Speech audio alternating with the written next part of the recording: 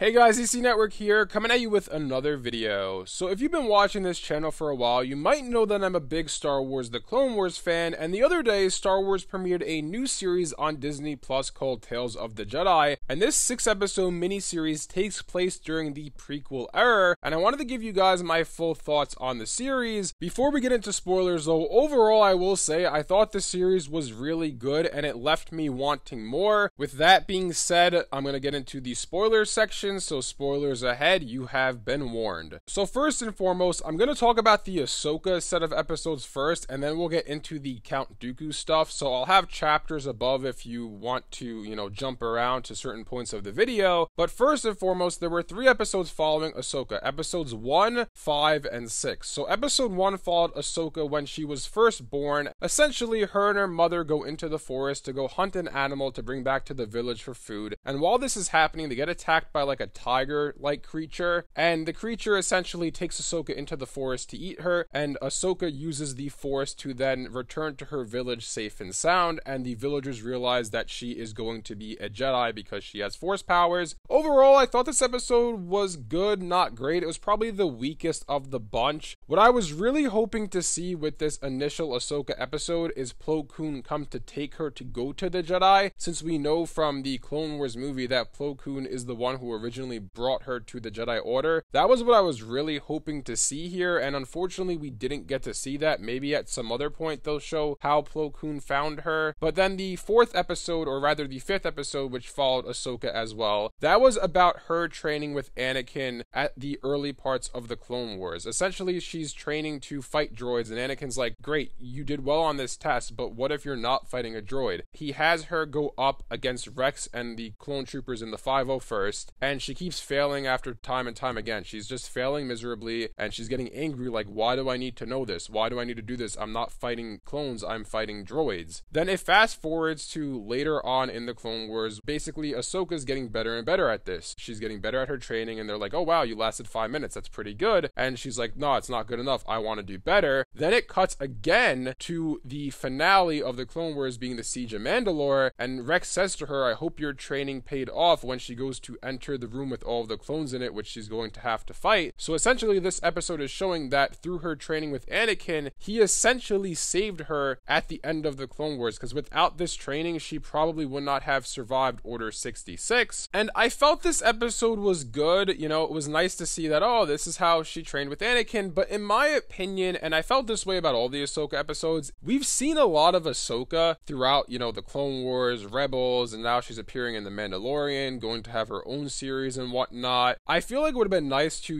dive into some other Jedi in the Clone Wars, how they dove into, Count Dooku in the other set, which we'll get into a little bit later. But especially this episode, I felt like we've seen a lot of Ahsoka, training with Anakin in the Clone Wars. That's like a lot of the Clone Wars is devoted to her time with Anakin, so I don't know if we necessarily needed this episode to be in this series, but nonetheless, I still enjoyed it. Then the 6th and final episode was following Ahsoka after Order 66. The episode starts out with her going to Padme's funeral, which I thought was really cool. Bail Organa sees her and he's like, you should not have come here. And then he tells her, hey, if you need anything, give me a call and I'll come and help you. And you can't go into hiding. You got to keep fighting. We got to fight for what's good, what's right. And she's like, yeah, I'm gonna just relax a little bit. Then it fast forwards to her on a planet, basically as a farmer. And she's basically getting a bunch of haystacks together, similar to how, if you guys saw the Kenobi series, Obi-Wan is working at a meat facility instead of, fighting. He's kind of in hiding. Ahsoka's essentially doing the same thing. And what ends up happening is one of her co-workers almost dies, and she saves her using the Force. She sees this, the co-worker, and says, you're a Jedi, and her brother overhears her. The brother is then like, I love the Empire, I'm gonna call them and tell them that a Jedi is here. He does that, and then the 6th brother, who is an Inquisitor, comes to kill Ahsoka, and when he finds out that she's not in the town because she was off on a run to sell some of the hay, he then kills all the villagers, burns down the town except for 2 people. When Ahsoka comes back, and she instantly kills the 6th brother, even though she doesn't have a lightsaber on her. She uses the Force and steals his, which was really cool. I thought the fight was a little bit anticlimactic. It went very quickly. I felt like it should have maybe lasted a little bit longer. But then she calls Bail Organa to come pick up the,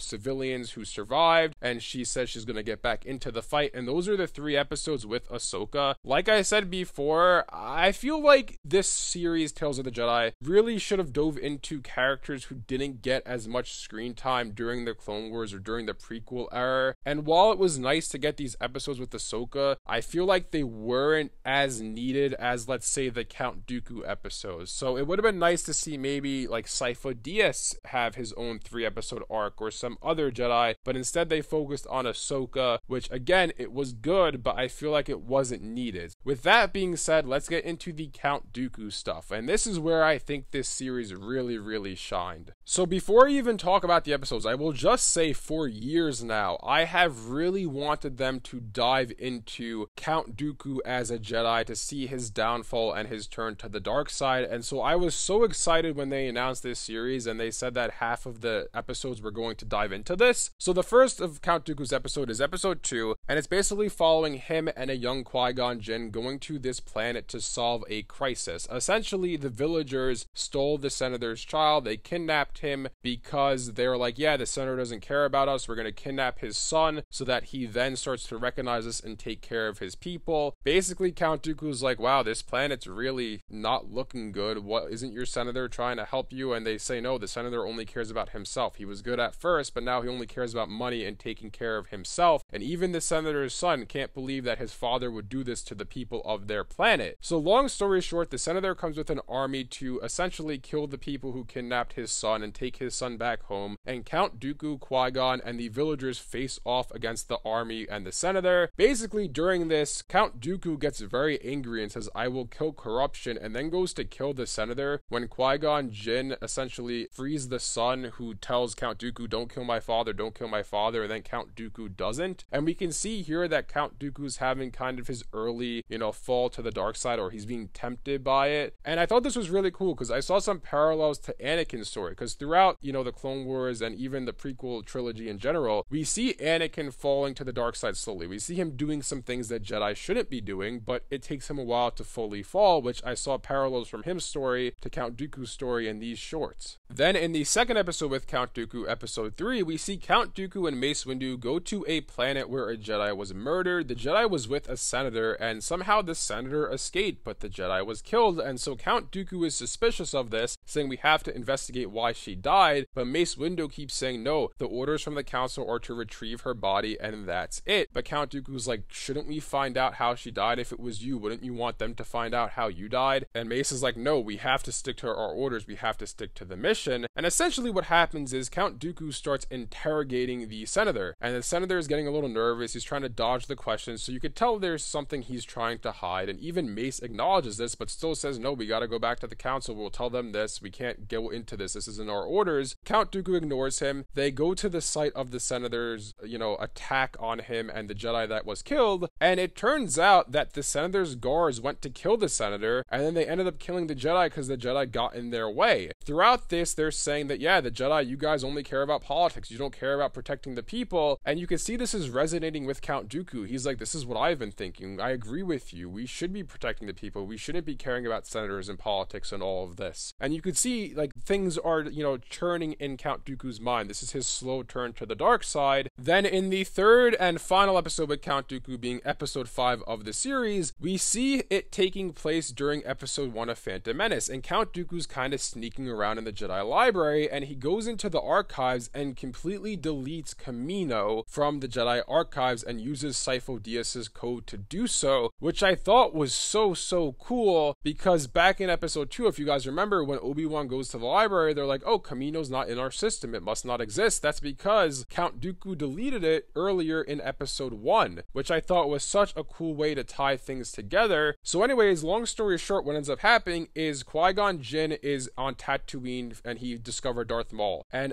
everyone at the temple is talking about this. Oh, Qui-Gon discovered a Sith, he's crazy, the Sith are gone, they haven't been around for all these years, it's not a Sith, he's just making things up. And Count Dooku's like, I believe my Padawan, I think something is going on here. He talks to Qui-Gon and says, look, if it is indeed a Sith Lord, do not face him alone because he is dangerous. And then it fast forwards and Count Dooku's standing in front of a tree and he's like, Yaddle comes up to him and says, do you want to go to Naboo? You have to go to Qui-Gon's funeral. So Qui-Gon is dead at this point, as we know Maul killed him in episode 1, and Dooku's like, no, I don't want to go, it's the council's fault he's dead, blah blah blah. He then flies off to go meet Palpatine, who it turns out he's been working with this whole time. As we saw, he deleted the, Camino data from their files, from their archives, and Yaddle follows him and finds out that Dooku has turned to the dark side and that he is working with the Sith Lord. Essentially, Yaddle and Dooku get into a fight, and Yaddle tells him, Dooku, I am with you. The council is bad. I left the seat on the council because I agree with you, but Dooku won't listen to her. He won't team up with her to defeat Palpatine, so instead he kills Yaddle, which is such a cool tie-in to the prequels because Yaddle was only in episode 1 and never to be seen again, and now we know why. She was killed by Count Dooku right after episode 1, right after Qui-Gon's death, which raises a big question to me. It really makes me wonder now, does the Jedi Council think Yaddle just kind of left and she just ran away from the Jedi, or are they going to investigate that she died? And obviously that's a question that we don't have our answers to, but overall, I really enjoyed this series, and in all honesty, like I said before, the Ahsoka stuff was good. I didn't think it was necessary, but the Count Dooku stuff was so